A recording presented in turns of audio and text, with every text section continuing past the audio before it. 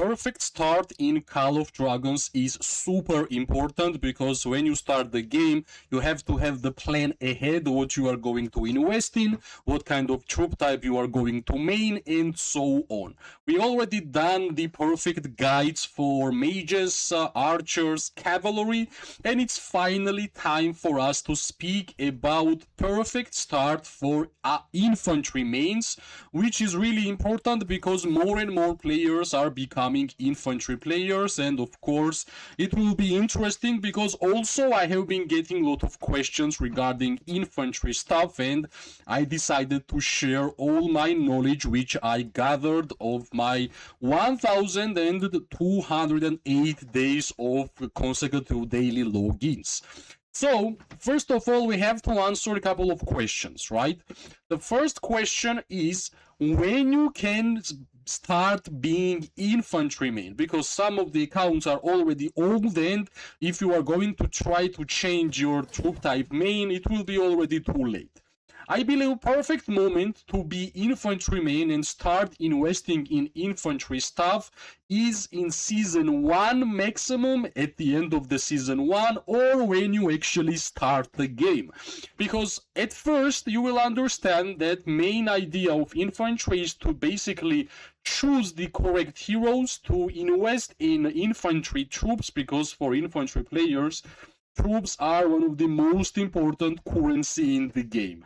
And of course, for the free-to-play players, it requires some time to max out some war pets, to max out some artifacts, and of course some heroes. That's why at the end of the season 1 will be the maximum amount of time when you can actually start being infantry main, or from the day 1 when you start the game, that will be the perfect moment for you to start being infantry player.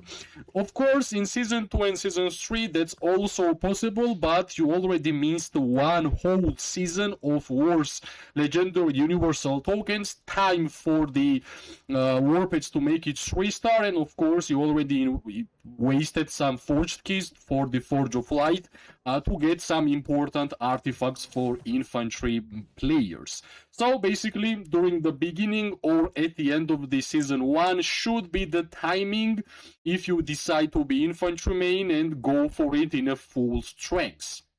Now the second question, which is also really important, why being infantry main? What's the positives, right?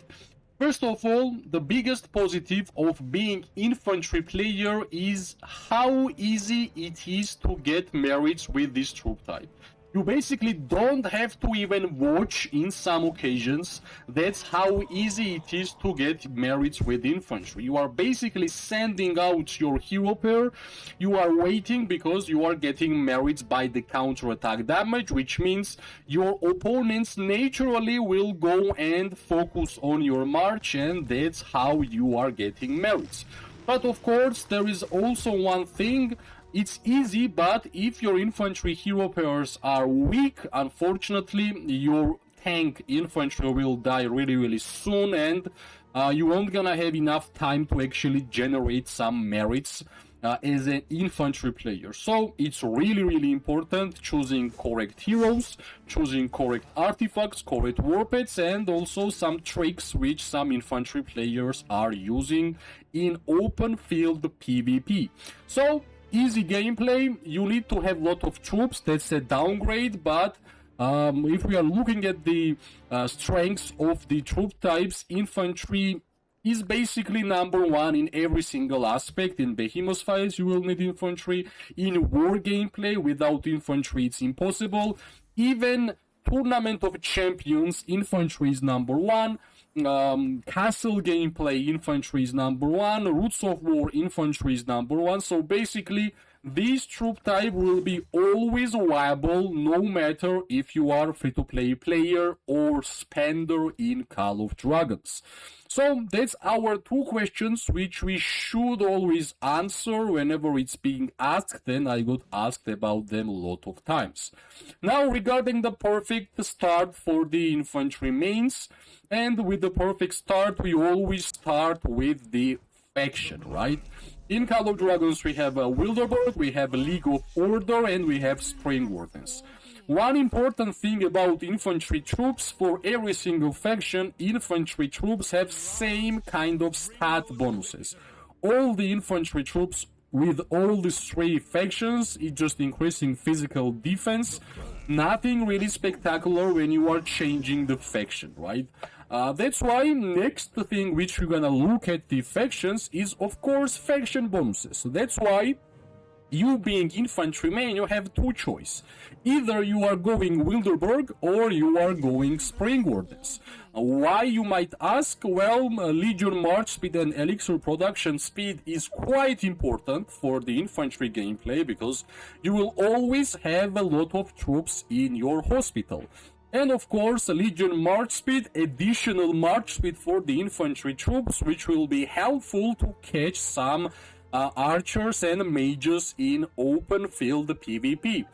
For the Wilderberg, Legion physical attack, basically it will increase your counterattack damage towards your opponents, because counterattack damage is basically same type of damage as normal attack. So higher your physical attack will be, more counterattack damage you are going to deal. So imagine that Wilderberg is more offensive gameplay because of the physical attack, and Spring Wardens is more safe because you will have way more elixir production speed and you will be sending more and more troops in open field. It's really tricky. I guess it's by the looks. If you like Spring Wardens, you're gonna go for Spring Wardens because difference is not huge. In general, faction bonuses are not the biggest difference, and even if the troops, they have same stats, same talents, so you either going for Spring Wardens or you are going for Wilderberg. But one more plus, Wilderberg will have Bahar as a starting hero, but epic heroes are not that important for infantry gameplay because they are just too weak.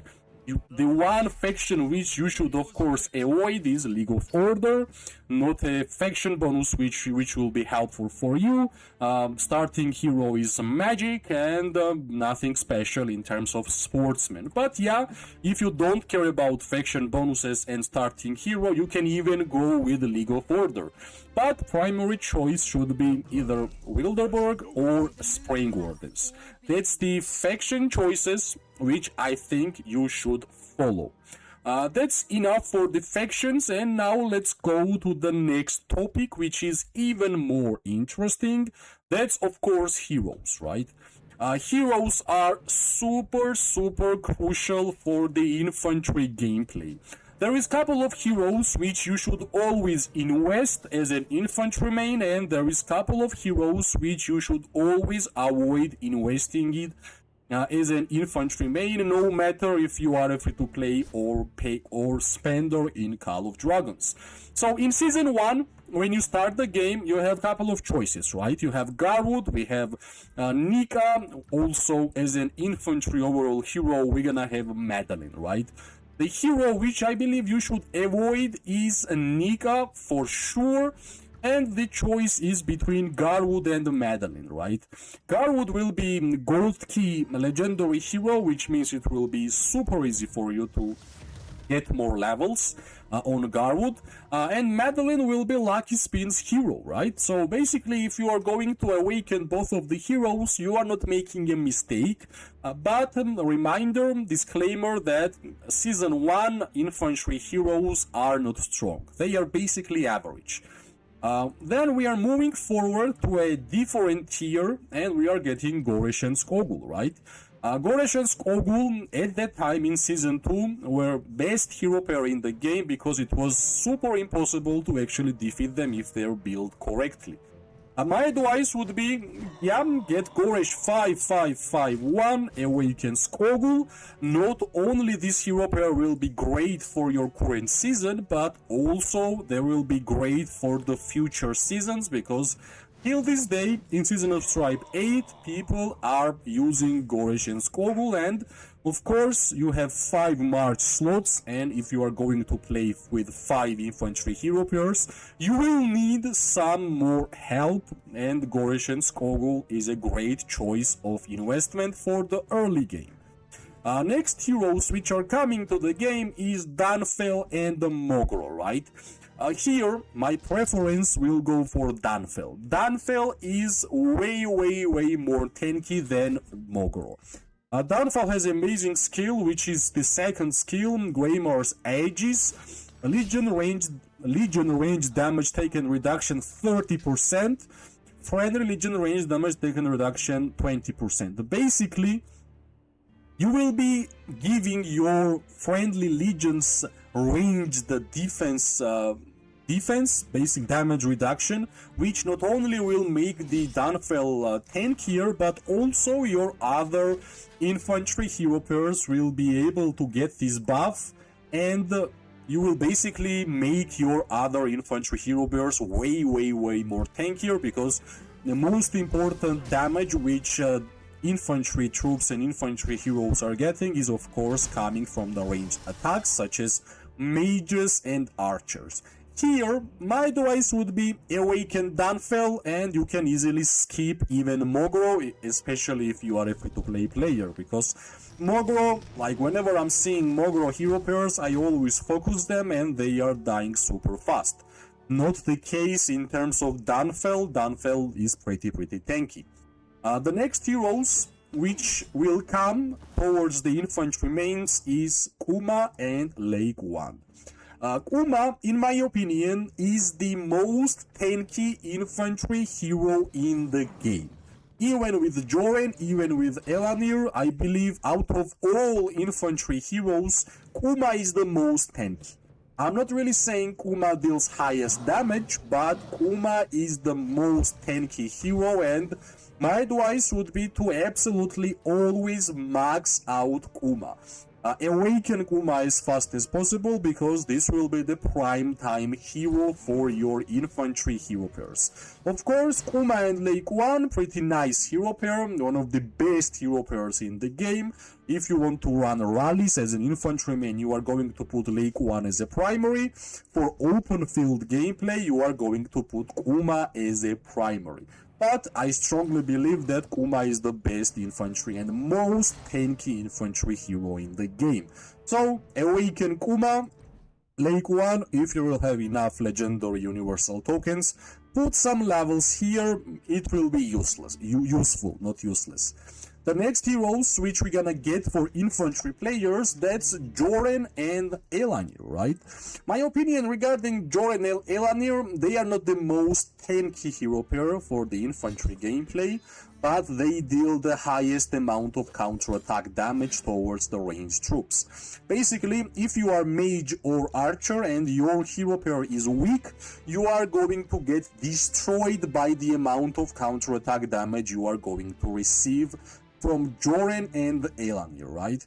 Especially if you are running 4 or 5 infantry marches and one of the heroes are Danfel with the additional damage taken buffs. It will make Georrge and Elanir stronger if people will focus on Kuma, and you will have some time to wrap up some buffs on Georrge and Elanir. Then I believe you are good to go, because Georrge and Elanir will deal too much damage, especially towards archers, right? Because they are going to have not only a lot of counter-attack damage, but also really high defensive stats.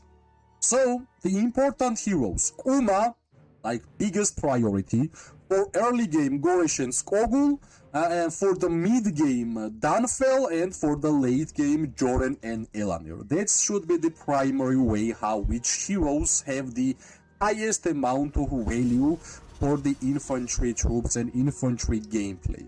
Of course, we won't gonna stop regarding heroes. We still got to talk about the infantry artifacts, which are yet again really important. So, for the early game, for the infantry artifacts, we got something really cool. I would say for the total beginners and especially for free-to-play players, one artifact, which is Fang of Ashkari, can be used, right? Not because of the skill, but because of the defensive stats which Fang of Ashkari is giving. But the new artifact which was added towards the normal draws is the Deathless Wine, and I believe Deathless Wine is just way better. Also, defensive stats, not both of them are defense bonus, but the second one is HP, which is also really good. But the skill which Deathless Wine actually have is really good. Immobilize 3 enemies in the circle for 5 seconds. For 5 seconds, you will be basically stunning or immobilizing 3 troops which will be nearby, which is super good. If we are comparing Fang of Ashgari and Deathless Wine is worth maxing out even towards the level 5, because max level will target not 3 but 5 legions, and cooldown reduction will be 8 seconds. So really good. After that, I would say never use Fleeting Beauty, I mean the Spring of Silence. Never use Dragon Rift for the infantry gameplay, it will make your tanks really weak. Next, one of the most important artifacts for the infantry gameplay is Spiritbone Torque, right? Of course, Spiritbone Torque is the prime artifact for Georrge and Skogul, but the main idea of this artifact is of course the taunt, right? Grants 600 rage points and taunts up to 5 surrounding enemy legions. This is huge. Taunt itself is already great. You're also getting 30% normal attack damage taken reduction, well, 30% defense bonus, which is great, 10% normal attack damage reduction, infantry counter-attack damage bonus 20%. Even till this day, this is one of the best artifacts for the infantry gameplay, not only for the open field gameplay, but also for the behemoth fights, because taunt is always important for infantry, right? Like, not only in this game, but like, tell me the game where there is tanks and they don't have taunt, right? At least on skills, but in Call of Dragons we got taunts from the artifacts. The next good artifact after Spiritbone Torque is Shield of Stubbornness, right? That's the artifact for Dunfell, which I mentioned in terms of the legendary hero investments.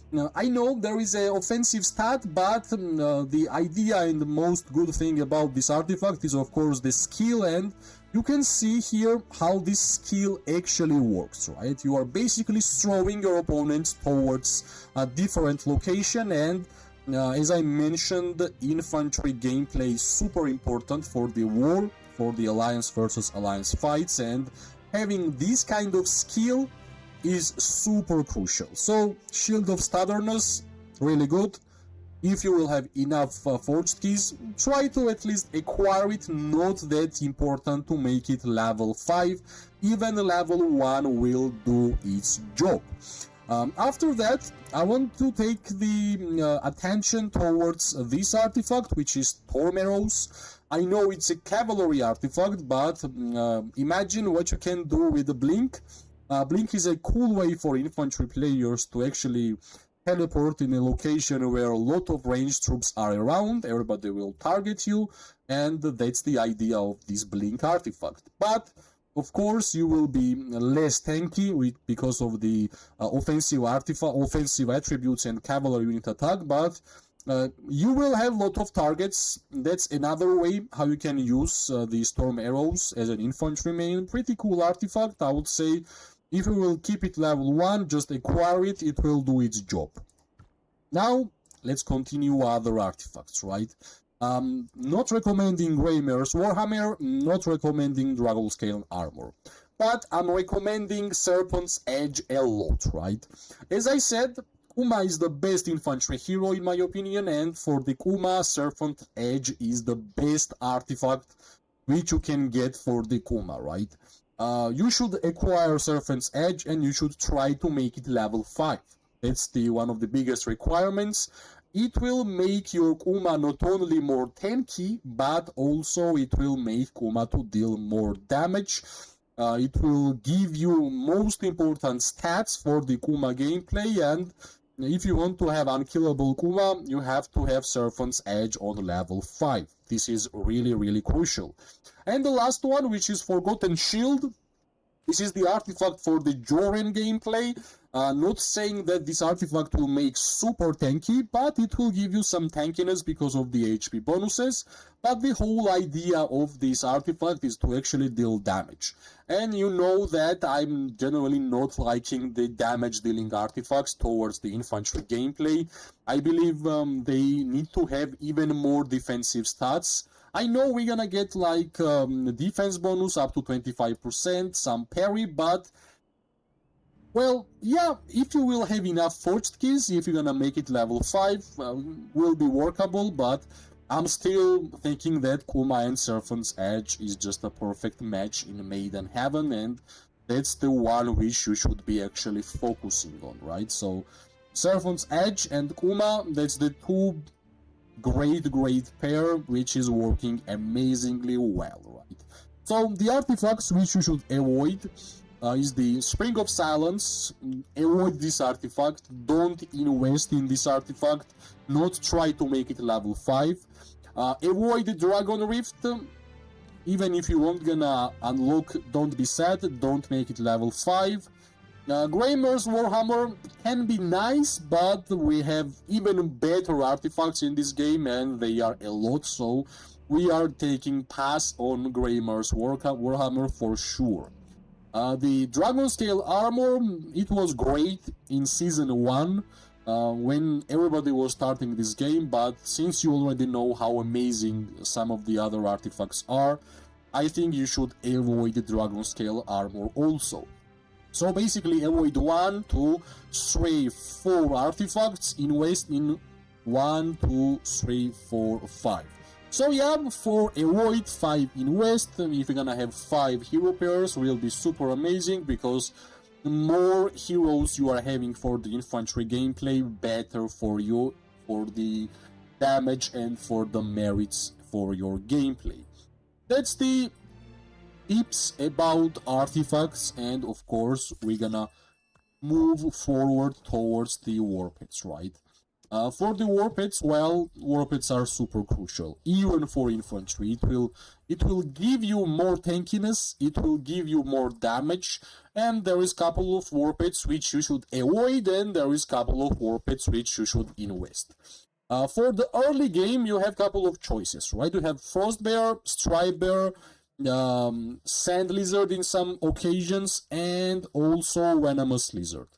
Out of all these war pits for the early game infantry gameplay, I would say Venomous Lizard is a great choice. It's an amazing choice. So out of these early game war pits, Venomous Lizard should be number 1 choice for making this infection 3-star, and of course using Counter-Strike, Advanced Counter-Strike, even Fatal Bite, some crit rate and crit damage war pit skills. This war pit will give you more damage, it will apply poison when you are getting hit by normal attack, so as an infantry main you will always get hit by the normal attack for sure, right? After that, we are getting Bruin Bear, we are getting Moon Bear. Out of these, I would say Bruin Bear, really good for the Georrge and Skogul gameplay, basically the best war pit for the Georrge and Skogul, but I never said that you can't use Venomous Lizard on Georrge and Skogul. Venomous Lizard can be used on every single infantry hero pair which is in the game. For the Georrge and Skogul, the Bruin Bear, great choice, yet again Counter-Strike skill synergy, also Fatal Bite, Blood Roar, Angry Roar, basically for infantry war pits, you're not only getting defensive stats from the skills, but also you're getting some damage, because they deal actually a lot of damage. So, Bruin Bear, Venomous Lizard, we already got 2 war pits which you should work. The next war pit is getting to make you think about it, because it's getting to the point where it's OP. Moss Rock is OP. This war pit is really strong. And you might ask why? Well, Moss Rock is the perfect war pit for the Kuma gameplay. And as I mentioned, Kuma is the most tanky hero for infantry, and Moss Rock actually helps regarding that, right? not only Mozrok will deal a lot of damage, it will also give you a lot of infantry HP bonus, and you know how much I like HP bonuses for the no matter which type of troop type you have. Archers, infantry, cavalry, that's the HP bonus, which is super helpful, and Mozrok is getting you these HP bonuses. So Mozrok is must invest, make coils 3-star, get Counter-Strike, Advanced Counter-Strike, Intense Counter-Strike, Fatal Bite, Angry Roar, Tooth of the Claw. These are the gameplay and the warped skills, which are super good for the Mozrok and for the infantry gameplay. After that, we got Brimstone Orcs. So, same style, just different name. This one is great for the Jorin and Elanir, well, because of the parry. This is the only warped which has parry inside, and Jorin is the only hero which has parry. So it's really easy to understand that this is the perfect warped for the Jorin gameplay. I would not say that it's like 10 times better than Mozrok. It's quite close. But, well, if you already have 3-star Venomous Lizard, 3-star Marine Bear, 3-star Mozrok, well, of course, you will go and make Brimstone 3-star also, because that's the latest warped for the infantry players, and the latest warped which is basically perfect warped for the Jorin gameplay. And I believe if you are Infantry Main for a long time, you are waiting for new stuff, and the new stuff for the infantry is Brimstone, right? So with the parry, with some additional damage, of course, I wish we could have some more defensive buffs from the Brimstone towards the Jorin, because Jorin in general is more offensive infantry, but Brimstone even gives us more damage towards our opponents, right? Which is super important. That's the warped section, which I wanted to speak. Never forget, the warpeds are not accessory. Warpeds are like third heroes, especially for infantry gameplay. So, we already know which are the most important infantry warpeds in the game. Also, we have to speak about decorations, right? We have to speak about decorations. For open field gameplay, decorations are not that important. But if you are running rallies and garrison for your alliance, of course, decoration matters, right? Now, we have some great news towards the infantry players, because epic decorations are giving us defensive stats, which is really important. Defense and HP is the most important attributes which you can actually get for the infantry gameplay, and Sword Sculpture, Wolf Sculpture, and Owl Sculpture all is giving you defense bonuses, and even Legion Attack will be useful because of the counter-attack damage which you are dealing towards your opponents. Other not exclusive legendary decorations are not really giving you defensive stats. Well, Loach Lounger will give you defense, that's good. And the Dewdrop Chimes last levels will give you some defense.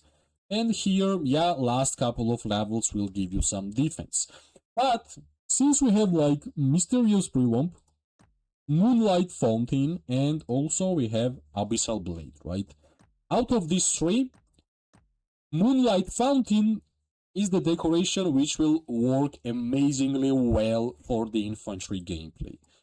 HP bonus until level 6, then we are getting attack resistance, which is super important for the infantry gameplay, and also skill damage dealt. Some of the infantry heroes are dealing damage by the skill. So max out epic decorations, it will be nice. Get the legendary ones until the defense bonuses, because you want to have as much defense bonuses as possible. And if you want to choose which exclusive decoration you should focus, Moonlight Fountain looks like the one which infantry mains should be going, right? Of course, even like Lotus Lantern, like every single one max level is great, but HP bonus, defense bonuses are the primary bonuses which you should be going for as an infantry main. That's our small tips regarding decorations, and let's go and let's speak regarding legendary city skins, right? Because we already have a lot, and we should say which ones are the best ones, which ones are the bad ones, and which ones you should invest, right?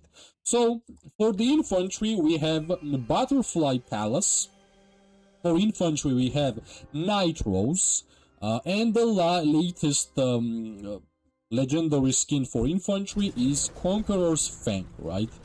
Out of these three, I would say weakest is the Conqueror's Fang.